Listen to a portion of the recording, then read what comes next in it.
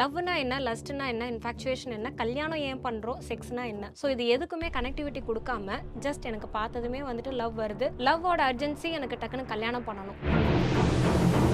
Love பண்ணுறாங்க, கல்யாணம் பண்ணுறாங்க, டிவோர்ஸ் பண்ணுறாங்க, ரிப்பீட்டு. லவ் பண்ணுறாங்க, கல்யாணம் பண்ணுறாங்க, ஆமாம், ரிப்பீட்டுன்னு சொல்லிட்டு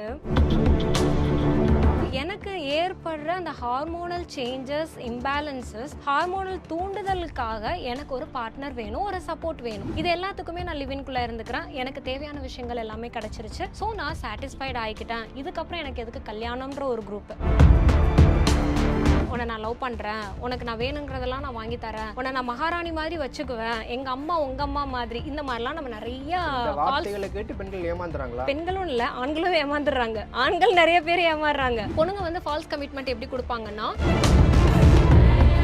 ஒரு கம்யூனிகேஷன், ஒரு ஃப்ரெண்ட்லினஸ்ஸே அவங்க டைம் கொடுக்கறது இல்லை. எடுத்த உடனே லவ்னு டேக் பண்ணிக்கிறாங்க. நீங்கள் கல்யாணம் பண்ணி முடிச்சதுக்கு அப்புறமா 1 வருஷம் நீங்கள் வாழ்ந்துட்டீங்களா, உங்களுக்கு சக்ஸஸ். அதுக்கப்புறம் தான் கேரண்டியே கொடுக்க முடியும்.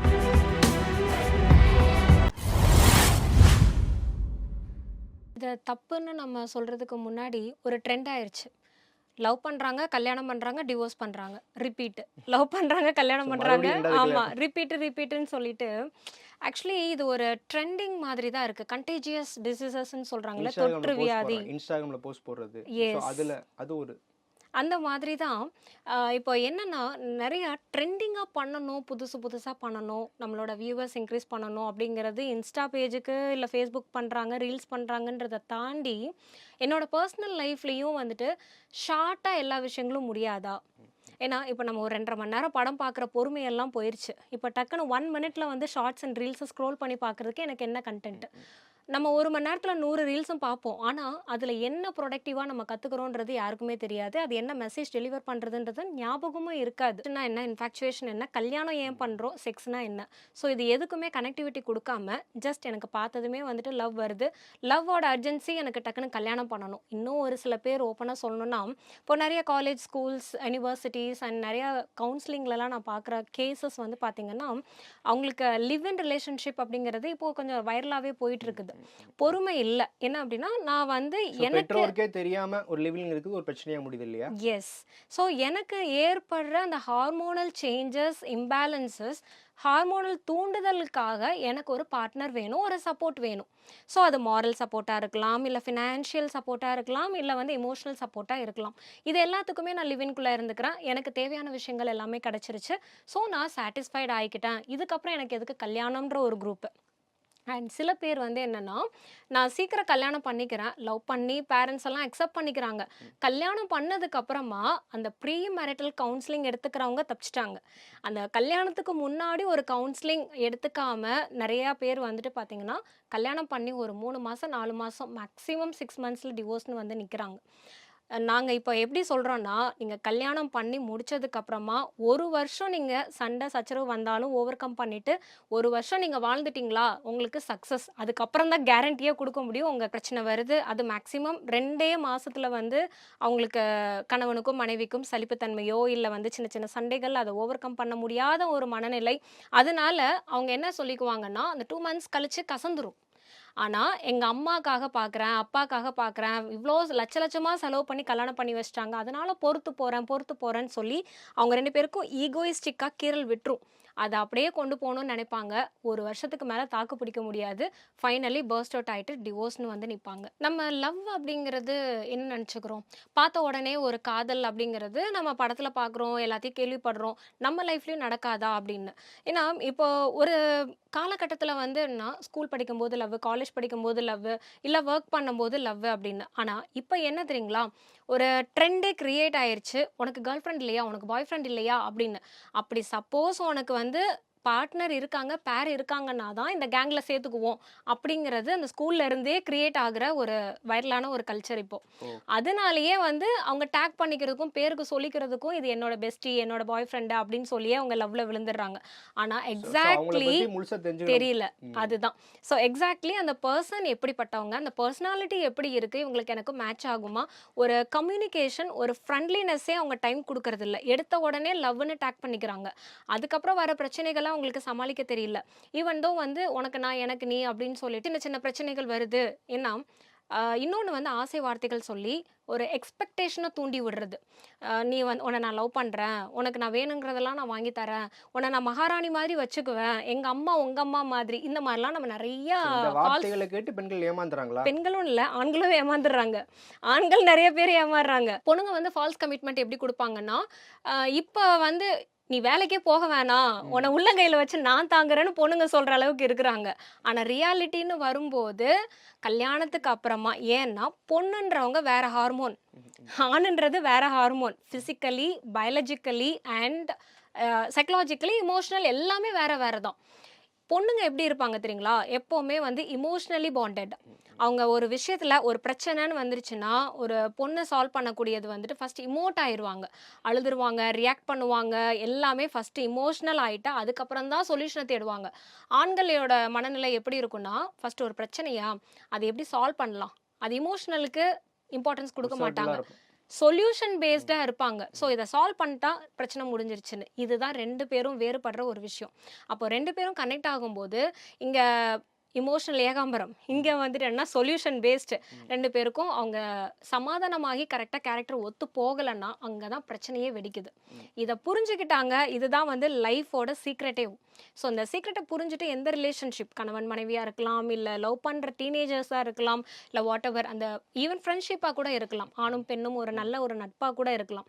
அந்த ரிலேஷன்ஷிப் வர இஷ்யூஸ வந்து இப்படி ஓவர் கம் பண்ண முடியும். இப்ப நம்ம ஒருத்தர் கூட பழகுறோம். ஸோ அவங்க வந்து ஒரு உமனைசரா அப்படிங்கிறத எப்படி தெரிஞ்சுக்கிறது? அதாவது லவ் பண்ணும்போதே. விமனைசர் இல்ல வந்துட்டு ஃபெமினைன், மாஸ்குலின் இந்த மாதிரிலாம் பார்க்காம ஃபர்ஸ்ட் ஒரு ஹியூமன் பேஸ்டா பார்க்கணும்.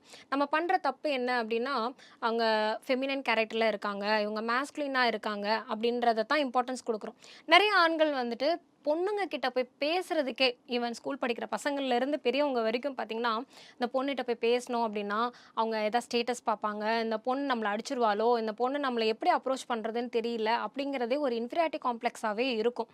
போய் பேசுறதுக்கே தயக்கப்படுவாங்க. ரீசன் என்னன்னா, பொண்ணு அப்படின்றத அது ஒரு பெரிய ஒரு விஷயமா பார்ப்பாங்க. ஆக்சுவலி சிம்பிள் திங், அவங்களும் ஒரு ஹியூமன் பீயிங் தான். அவங்களும் நமக்கு வந்துட்டு ஒரு ஈக்குவலி ட்ரீட்டபிள் பர்சன் தான் பார்த்தாலே பாதி பிரச்சனை முடிஞ்சிரும். எந்த ரிலேஷன்ஷிப்பா இருந்தாலும் ஒரு ட்ரஸ்ட், ஃப்ரீடம், அதுக்கப்புறமா அவங்களுக்கு கொடுக்குற இம்பார்ட்டன்ஸ், அதாவது வேல்யூ. ஸோ எந்த ரிலேஷன்ஷிப்பாக இருந்தாலும் அவங்களுக்கு நம்ம வேல்யூ கொடுக்காம, டைம் ஸ்பெண்ட் பண்ணாமல், அவங்கள சர்ப்ரைஸ் பண்ணுறது, சின்ன சின்ன கிஃப்ட் கொடுக்கலாம், அவங்க கூட வந்து பேசுறது, அவங்கள சர்ப்ரைஸாக இங்கே வெளியில் கூட்டிகிட்டு போகிறது, ஏதாவது அக்கேஷன்ஸ் வருது அப்படின்னா அவங்கள ஹானர் பண்ணுறது, இதெல்லாம் பண்ணாலே போதும் அந்த ரிலேஷன்ஷிப் ரொம்ப ஸ்ட்ராங்காக இருக்கும். அண்ட் ட்ரஸ்ட் அப்படிங்கிறது ரொம்ப முக்கியம். அது நிறைய பேருக்கு வந்து இப்போது பொசசிவ்னஸ்க்கும் சந்தேகத்துக்கும் அந்த நூலளவு தான் கேப்பு. அது புரிய மாட்டேங்குது. நான் ரொம்ப ஓவர் பொசசிவாக இருக்கேன், என்னோட கேர்ள் ஃப்ரெண்ட், என்னோட பாய் ஃப்ரெண்ட் அப்படின்னு சொல்லிட்டு ஒரு வட்டத்தை போட்டு அதுக்குள்ளே தான் கீப் ஆன் ட்ராக்கிங். எங்கே போகிற, என்ன பண்ணுற, வாட்ஸ்அப் ஸ்டேட்டஸு, அதுக்கப்புறம் லைவ். ஸோ இது என்னன்னா, நான் உன் மேலே உயிராக இருக்கேன், பொசசிவாக இருக்கேன் அப்படிங்கிறத அதை ஒரு ட்ராக் விட்டு மாறின உடனே என்ன ஆயிருதுன்னா சந்தேகம்னு ஆயிடுது. உங்கள் பார்ட்னர் அப்போ என்ன நினைக்க ஆரம்பிப்பாங்க, என்னடா அது. டாக்ஸிக் ரிலேஷன்ஷிப்பா மாறிடுது இல்லையா? எஸ், டாக்ஸிக் ரிலேஷன்ஷிப் அப்படிங்கிறது அவங்களோட ரிலேஷன்ஷிப்பை மட்டும் பாதிக்கல, மென்டலி அதை வந்து ரொம்ப பாதிக்குது. ஸோ அவங்க நேசிச்ச ஒரு நபர், நான் உயிருக்கு உயிராக லவ் பண்ணுற என்னோட பார்ட்னர், லைஃப் பார்ட்னர் அப்படிங்கும்போது டோட்டலாக எல்லாமே அவர் தான் நம்பிட்டு இருக்கேன், அவள் தான் நம்பிட்டு இருக்கேன். ஆனால் இந்த மாதிரியான சஸ்பீஷியஸ், அதாவது ஓவர் பொசசிவ்னஸ் உடம்புக்கு ஆகாது. ஸோ அவ்வளோ பொசசிவாக இருக்கிறேன் அப்படின்னு சொல்லிட்டு அவங்க லிபர்ட்டி, ஃப்ரீடமை எல்லாத்தையும் ஸ்பாயில் பண்ணுறதோட ட்ரஸ்ட்டையும் முழுசாக ஸ்பாயில் பண்ணிடுறது. அதனால தான் இப்போ நிறைய பிரச்சனைகள் யங்ஸ்டர்ஸ்ல இருந்தே ஆரம்பிக்குது. நம்ம வந்து கல்யாணம்ன்றது எந்த ஒரு பிரச்சனைக்கும் தீர்வு கிடையாது. அதே மாதிரி கல்யாணம் பண்ணவங்களுக்கு குழந்தை பெற்றுக்கிறதும் எந்த ஒரு தீர்வும் கிடையாது. அந்த குழந்தை பெற்றுக்கணும் அப்படிங்கிற விருப்பம் வந்து கணவனுக்கும் மனைவிக்கும் அவங்க தனிப்பட்ட விஷயம். அதில் போய் மூக்க நுழைச்சிட்டு நம்ம வந்து கல்யாணமாகி 1 வருஷம் ஆச்சு, 2 வருஷம் ஆச்சு, 10 வருஷம் ஆனாலும் கணவனும் மனைவியும் டிசைட் பண்ணாதான் குழந்தை வரும். ஸோ அவங்க முடிவெடுக்கணும். அவங்களோட ஹார்மோன் எப்படி இருக்குது, அவங்களோட விருப்பம், இன்டிமசியான விஷயங்கள், ரொமான்ஸ், ஃபினான்ஸ் ஸ்டேட்டஸ். அவங்களுக்கு வந்து ஃபினான்ஷியலி நான் ஸ்ட்ராங்காக இல்லை, எனக்கு ஒரு சொந்த வீடு வாங்கணும், சொந்த வீடு வாங்கிட்டு தான் நான் குழந்தை பெற்றுக்குவேன்றது ஒரு கப்புளோட கோல் செட்டிங்காக இருக்கலாம். அப்போது உட்காந்துட்டு மாமியாரோ இல்லை வந்து ரிலேட்டிவ்ஸோ இல்லை மற்றவங்களோ வந்து எக்ஸ்டர்னல் ப்ரெஷர் போடுறது அந்த கப்புளுக்கு இன்னும் ஒரு மன உளைச்சலை தான் ஏற்படுத்தும். கண்டிப்பாக. அதில் அண்டர்ஸ்டாண்டிங் கப்புளாக இருந்தாங்கன்னா மற்றவங்க எது சொன்னாலும் காதில் வாங்கிக்காம அவங்களோட ஃபோக்கஸை நோக்கி போவாங்க. அதாவது அவங்களோட உடம்புல ஃபிசிக்கல் ரிலேட்டட் ப்ராப்ளம்ஸ் இருக்கு, அதனால குழந்தை தள்ளி போகுது அப்படிங்கிறதுனாலையும், இல்ல அவங்களா பிளான்டா வந்து குழந்தைய தள்ளி போட்டாலுமே, எதுவா இருந்தாலும் அது கப்பல சார்ந்தது தான். அதில் மற்றவங்க குடும்ப உறுப்பினர்களே வந்துட்டு தலையிடுறதுக்கு உரிமை கிடையாது. ஆக்சுவலி இப்போ எனக்கு லாஸ்ட் வீக் வந்து ஒரு ரீசன்ட் கேஸ் ஸ்டடி. அவங்க ஒரு கிளைண்ட் வந்து எனக்கு கால் பண்ணுறாங்க. அவங்க ஹஸ்பண்ட் எனக்கு வந்து ரொம்ப ஒரு மன உளைச்சலை கொடுக்குறாரு, ரொம்ப மென்டல் ப்ரெஷராக இருக்குது. அவர் பிஸ்னஸ் பண்ணுறாரு, பட் என்ன வந்துட்டு இன்கம் வருது, இல்லை வந்து எக்ஸ்பென்ஸ் ஆகுது, வரவு செலவு எதுவுமே எங்கிட்ட ஷேர் பண்ண மாட்டாங்க. நாங்கள் ஜாயின்ட் ஃபேமிலியில் தான் இருக்கிறோம். இன்கேஸ் என்னோட மாமியார் மாமனார்லாம் இருக்காங்க. இப்போ தான் குழந்தை பிறந்திருக்கு, 6 மாதம் கை குழந்தை. பட் எனக்கு ரொம்ப டிஸ்டர்ப்டாக இருக்குது. அந்த வீட்டில் நான் ஏன் வாழ்கிறேன்னே தெரியல, எனக்கு ஒரு இம்பார்ட்டன்ஸே இல்லை, எது பண்ணாலும் என்னைய வந்து திட்டிகிட்டே இருக்கிறாங்க. இப்போ வந்து என்னை முடிச்சு விட்டுறலாம், கழட்டி விட்டுறலாம் அப்படின்ற மாதிரிலாம் பேசுகிறாங்க அப்படின்னு எனக்கு ஒரு கால் பண்ணாங்க. சண்டை இல்லை, எந்த காரணமே இல்லை, எந்த காரணமே அவங்களே ஒரு குடும்ப உறுப்பினராகவே கன்சிடர் பண்ண மாட்றாங்க. அவங்க வீட்டில் வந்து ஈவன் கணவனும் வந்து இம்பார்ட்டன்ஸ் கொடுக்க மாட்றாங்க அப்படின்னு. ஸோ அதுக்கப்புறம் அந்த பொண்ணை டைரெக்டாக வர சொல்லி அவங்களுக்கு என்ன பிரச்சனை அப்படின்னு நம்ம கவுன்சிலிங் செஷன்ஸ் மாதிரி அவங்க தனியாக அந்த பொண்ணுக்கும் அண்ட் தென் அவங்க ஹஸ்பண்ட்க்கு அவங்க ஃபேமிலி மெம்பர்ஸ்ட்டு வச்சு எல்லாருக்கிட்டையும் கவுன்சிலிங் பண்ணதுக்கப்புறம் தான் ரொம்ப கோரான ஒரு விஷயம் இருந்தது. அந்த பொண்ணுக்கும் அவங்க கணவனுக்கும் வந்துட்டு பார்த்திங்கன்னா பேசிக் கம்யூனிகேஷனே இன்ட்ரப்டடாக இருக்குது. அவங்க 2 பேரும் வந்து பார்த்துக்கிறதோ பேசிக்கிறதோ அதெல்லாம் வெரி ரேர். அது இல்லாமல் அவங்க டியூப்ளெக்ஸ் வீடு, கீழே வந்துட்டு அவங்க மாமியார் மாமனார் இருக்காங்க, மாடியில் தான் வந்துட்டு இவங்க இருக்காங்க. அந்த பொண்ணு அதுதான் வந்து கேட்டாங்க, எதுக்கு என்ன கல்யாணம் பண்ணாங்க, எப்போயாவது தான் வந்துட்டு என் கூட டைம் ஸ்பெண்ட் பண்ணுவார். ஸோ இதெல்லாம் முன்னாடி ஓகே, குழந்தை பிறந்ததுக்கு அப்புறமா வந்துட்டு இப்படியே இருந்தாருன்னா எப்படி? ஸோ இதெல்லாம் நான் கேட்டேன் அப்படின்னா உனக்கு தேவையில்லாத விஷயம். இத்தனைக்கும் அந்த பொண்ணு படித்த பொண்ணு, ஸோ இவரும் படித்தவங்க தான். ஸோ இப்படி இருக்கும்போது நான் என்னால் வாழ்க்கையில் இதுக்கு மேலே நான் முன்னேறதுக்கும் முடியல, எனக்கு மன உளைச்சலாக இருக்குது அப்படின்னு. ஸோ கல்யாணம் பண்ணி வைக்கிறது நிறைய பேரண்ட்ஸ் பண்ணுற தப்பு என்ன தெரியுங்களா? தான் பையன் அப்படின்னு சொல்லிட்டு, அதாவது அம்மாவுக்கு வந்து பையன் மேலே அன்பு அதிகம், அப்பாவுக்கு வந்து பொண்ணு மேலே அன்பு அதிகம். ஸோ இது இன்னொரு ஆங்கிளில் பார்த்தீங்கன்னா நிறைய அப்பாக்கள் வந்துட்டு பொண்ணோட வாழ்க்கையை ஸ்பாயில் பண்ணுற ரீசனும் அதுதான். ஸோ தலையிடுறது, என் பொண்ணு நான் செல்லமாக வளர்த்தேன், ஒரே ஒரு பொண்ணை பெற்று வச்சிருக்கிறேன், பொத்தி ராணி மாதிரி வளர்த்தீங்க, எல்லாமே பண்ணீங்க. லைஃப் லாங்காக வந்துட்டு பேரண்ட்ஸே வந்துட்டு உங்கள் பொண்ணையும் பையனையும் நீங்களே வந்து பார்த்துக்க முடியுமா? அம்மா அப்பான்ற ஒரு உறவு ஒரு சில ஏஜ் வரைக்கும் தான் வந்துட்டு இருக்கும், லைஃப் லாங்காக இருக்கும். பட் என்ன அப்படின்னா அன்பு பாசம் சாப்பாடு கொடுக்கறது எல்லாமே வந்துட்டு அம்மா அப்பா பண்ண முடியும். ஆனால் ஒரு செக்ஷுவல் ரிலேஷன்ஷிப் அப்படிங்கிறது அவங்களோட பார்ட்னர் தான் கொடுக்க முடியும். கல்யாணத்துக்கு அப்புறமா இதே அன்பு பாசம் எல்லாமே தரலாம், இன்க்ளூடிங் அவங்களோட செக்ஷுவல் ஷேரிங்கும். ஸோ அதனால் ஒரு ஏஜுக்கு அப்புறமா முக்கியமாக கல்யாணம் பண்ணதுக்கப்புறம் அவங்க பேரண்ட்ஸ் அவங்க குழந்தைங்களை வந்துட்டு பெரியவங்களா பாருங்க, அவங்களுக்குன்னு ஒரு லைஃப் இருக்குது அப்படின்னு சொல்லிட்டு அவங்க பொறுப்பு அவங்களே ஹேண்டில் பண்ணாதான் தெரியும். அப்போல்லாம் ஜாயின்ட் ஃபேமிலி எதுக்காக இருந்தாங்க அப்படின்னா அந்த குடும்ப தொழில்னு ஒன்று இருக்கும், அதை பாரம்பரியமாக ஃபாலோ பண்ணுறதுக்காக ஜாயின்ட் ஃபேமிலி. இப்போ வந்து நியூக்ளியர் ஃபேமிலி ஏன் அப்படின்னா அவங்க என்ன சம்பாதிக்கிறாங்க, எவ்வளோ செலவு பண்ணுறாங்க, சேர்த்து வைக்கிறாங்க அப்படின்றத அட்லீஸ்ட் ஒரு ப்ராஜெக்ட் மாதிரி நீங்கள் கூட்டு குடும்பமாகவே இருங்க. பட் கல்யாணம் ஆன புதுசில் ஒரு 3 மாதம் 6 மாதம் அவங்க தனியாக போகட்டும். தனியாக போய் அவங்க படுற கஷ்டம் என்ன அப்படின்னா தான் அவங்களுக்கு அந்த வேல்யூ ஆஃப் லைஃப் தெரியும். அதுக்கப்புறமா அவங்க குழந்தை பிறந்ததுக்கப்புறம் ரீயூனியன் ஆயிக்கிறது, ஜாயின்ட் ஃபேமிலியில் இருக்கிறது குட், ஒரு லேர்னிங். எப்படி ஸ்கூல் காலேஜ் படிக்க வைக்கிறோமோ அதே மாதிரி வாழ்க்கையை படிக்க வைக்கிறதுக்கும் அவங்களுக்கு ஒரு செப்பரேஷன் தேவைங்க.